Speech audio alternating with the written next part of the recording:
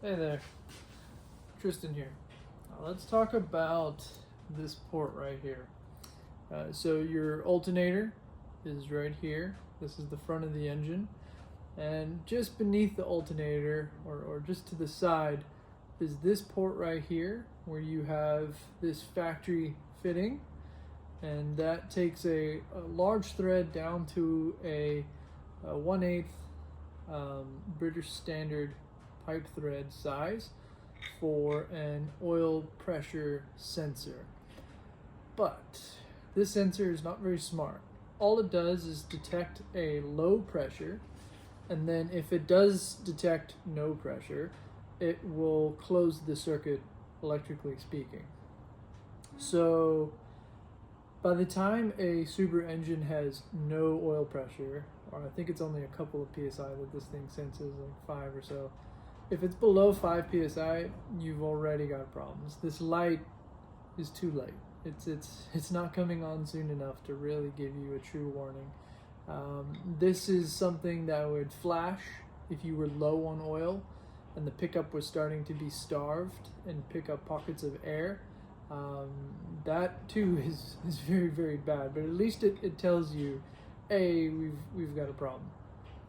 In a racing application, this is not enough, and we're going to replace this. So the wiring that does go to this, what you could do is just disconnect the wire and leave it free. The reason that it doesn't trigger the dash light is because, again, this closes the circuit electrically if it sees low pressure.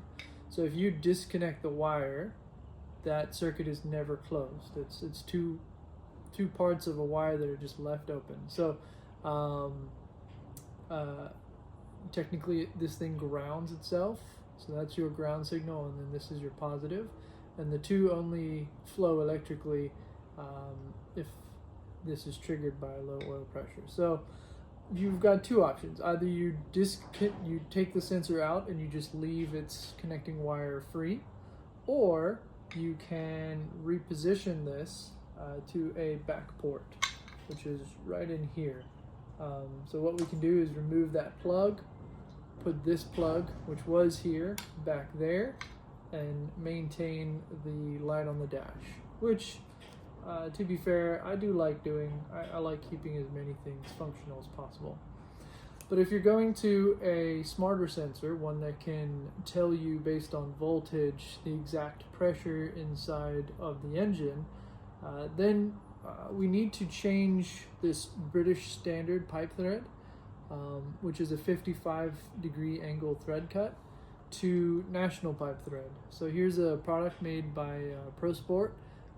It goes right in there, and it will now give you a 1/8 NPT instead of a 1/8 BSPT thread to put your fitting into.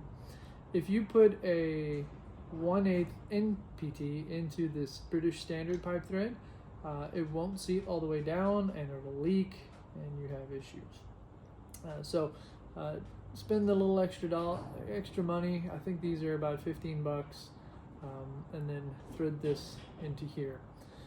It does come with a washer. You do need to use that washer. The thread sealant they use is not my favorite, and they don't put really enough wines. A product that we use, that we recommend, that we use for almost all of our fittings, even in the pressure washing side of things, is this Blue Monster brand. That does a great job of giving us a good permanent seal.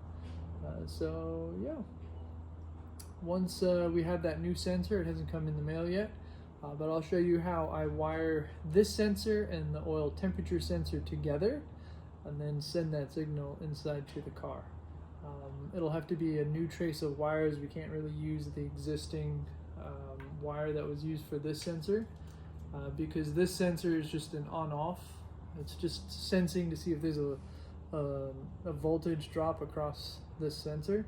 But the new one, there's both a ground and a power wire, because it wants to see what specifically the voltage is after the sensor. So we'll get a good resolution and a good scaling so that we can see exactly what the pressure is inside of this engine.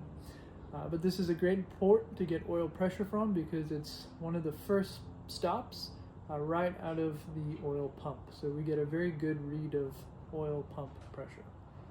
So yeah, I'll update some photos and more data as we go.